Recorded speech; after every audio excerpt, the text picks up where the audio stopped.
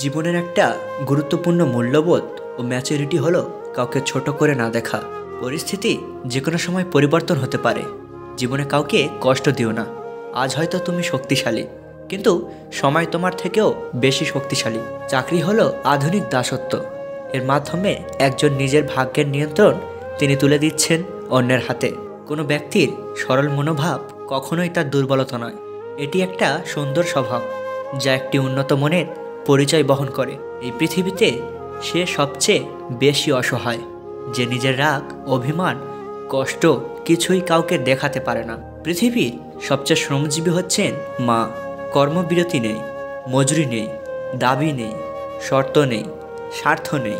তিনি শুধুই নিঃস্বার্থ শ্রম দিতেই জানে। যোগ্যতা বলতে এখন সবাই বোঝে হয় সৌন্দর্য, নয়তো টাকা। পৃথিবীকে চিনতে চান? তাহলে খালি পকেটে রাস্তায় বের হয়ে দেখুন, কুকুরটাও পিছু নেবে না। মানুষ তো অনেক দূরের কথা।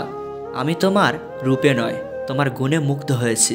আমি তোমাকে প্রেমিকা নয়, নিজের জীবন মেনেছি।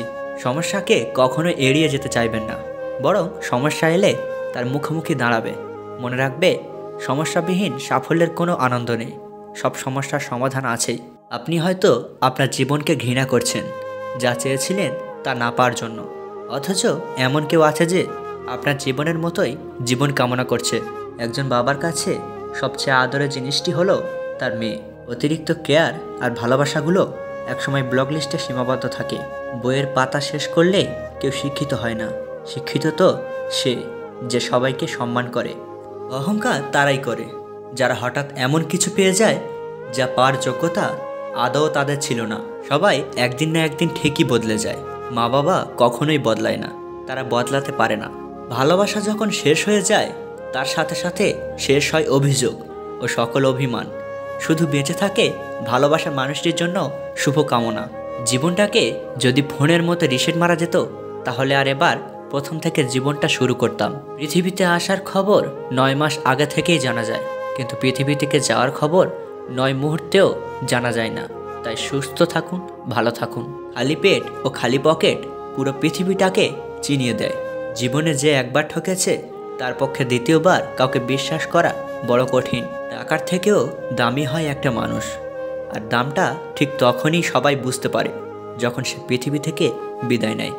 ছেলেরা শ্বশুর বাড়িতে গিয়ে দুদিনও ঠিকমতো থাকতে পারে না, কিন্তু মেয়েরা বাবা মা, ভাই বোন সকলকে ছেড়ে শ্বশুর বাড়ি গিয়ে সারা জীবন কাটিয়ে দেয়। সত্যি, মেয়েদের জীবনটা অদ্ভুত। ফর্সা মেয়ে তো রূপবতী, কিন্তু কালো মেয়ে হয় মায়াবতী। একদিন স্বপ্নরা জীবনকে প্রশ্ন করলো, আমরা কবে সত্যি হব? জীবন হাসলো এবং বলল, কখনো না, কারণ তোমরা যেদিন সত্যি হবে সেদিন আমি মূল্যহীন হয়ে পড়ব।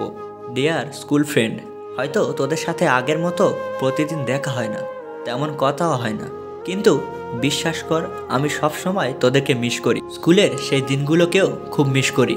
মানুষ প্রশংসা মন থেকে না করলেও হিংসা যখন করে, তখন সম্পূর্ণ মন থেকেই করে।